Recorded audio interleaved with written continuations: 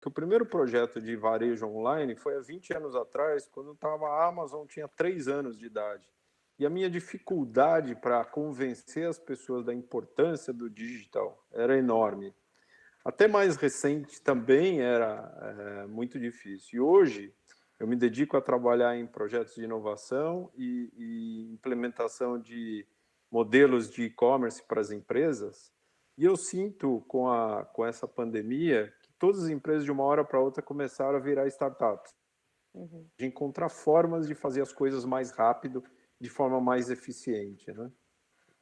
E é interessante porque é justamente na crise que você vê as grandes oportunidades. Eu não sei se todos sabem, mas o Alibaba, o maior e-commerce do mundo, criado na China, ele foi criado na pandemia da primeira SARS.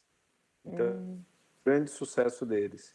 E hoje em dia eu vejo, por exemplo, as empresas questionando se é necessário ter escritório. Eu tive depoimento de uma empresa que disse, olha, meus funcionários não querem voltar para o escritório.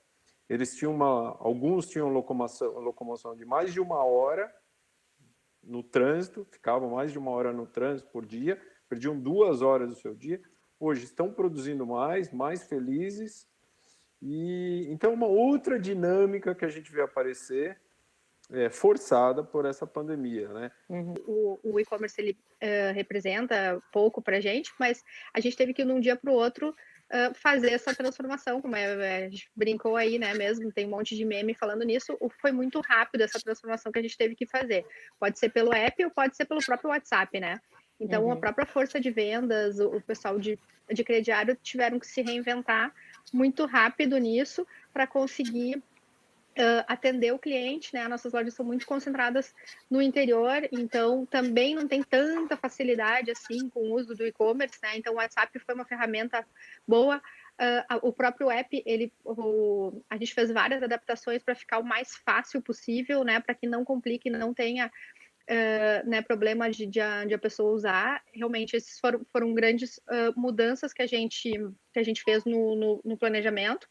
Logo em seguida, aí tu começa a revisitar os projetos, né? Porque o teu portfólio agora aumenta, né? A crise faz o teu portfólio do dia para a noite, o portfólio de oportunidades. Surgem aquelas oportunidades que estavam engavetadas, né? E que, como a gente já falou, elas são aceleradas, e também surgem outras que não estavam nem previstas e que o momento te exige que tu olhe para elas, né? Nós, felizmente, já em fevereiro, nós tínhamos lançada a nossa Randon Ventures, né? Porque a Randon ela tem um processo já de aproximação e conexão com startups já de 3 anos, né? Hoje nós temos mais de 50 startups conectadas às nossas empresas, não só entregando soluções, mas desenvolvendo projetos estratégicos com as nossas empresas, tanto em produto quanto em processo. Mas aí apareceu serviços, né? A parte de serviços para nós, a indústria em si, ela tem, como eu falei antes, um tempo de reação, ela demora mais para parar e ela demora mais para retomar, né? Ela tem uma inércia maior. Mas os nossos produtos, eles vão ser cada vez mais entregues em forma de serviços, né? E que outros serviços a gente poderia estar disponibilizando rapidamente para o nosso cliente, seja o transportador, seja o dono de uma carreta, né, seja um grande frotista, que ele não tinha antes. E aí o nosso canal foi investir fortemente, continuar investindo e acelerar os investimentos em startups. Eu acho que o agro, comparando com o varejo, comparando com a indústria, até tem uma posição um pouco privilegiada, né?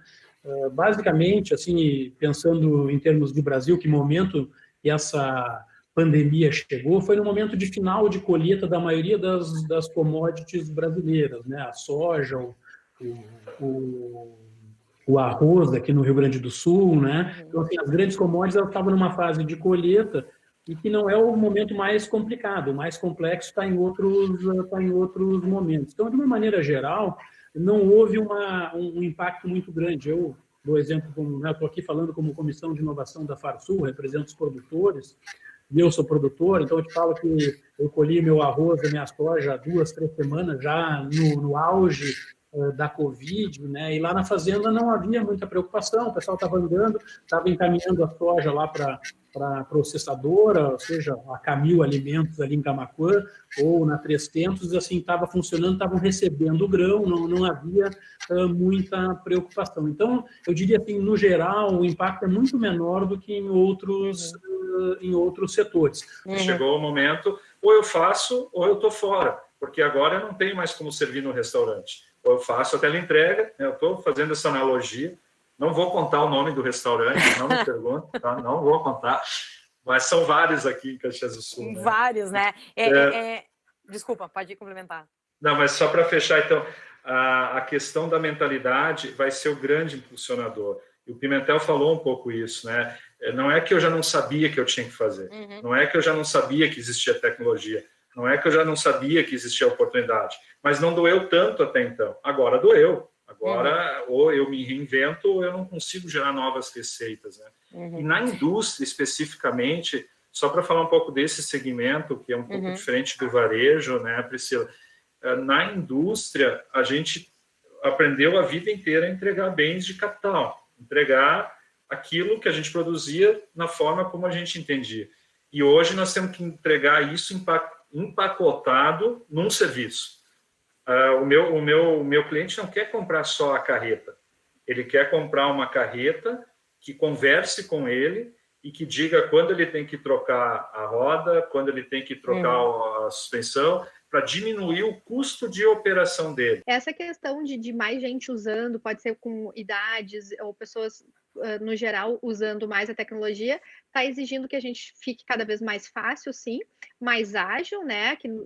E também a questão logística também está sendo uma questão bem importante, né? As pessoas estão com menos paciência para esperar muitos dias, muita demora, né? Para a entrega dos produtos. Então, isso, a logística ainda é um desafio no Brasil, né? E com o consumidor querendo comprar mais online, ele está mais exigente. Isso vai exigir mais das empresas, né?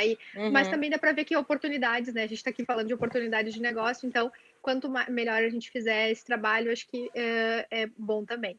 A gente não se separa mais, né, da nossa percepção como cidadão, como consumidor e como trabalhador, né?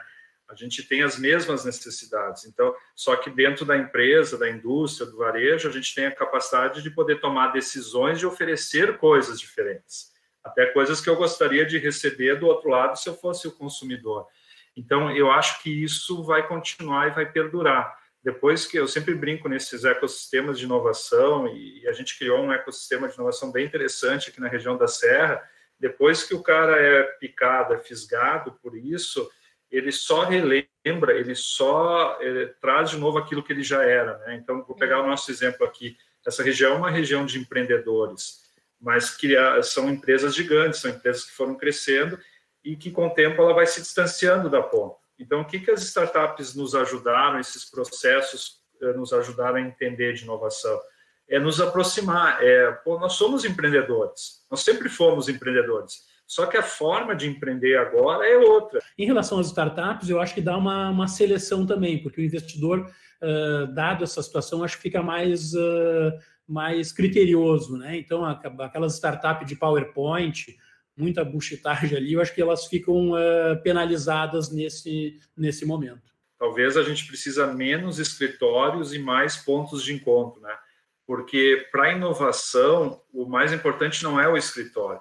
Muitas vezes eu encontrar as pessoas certas para ter, etc.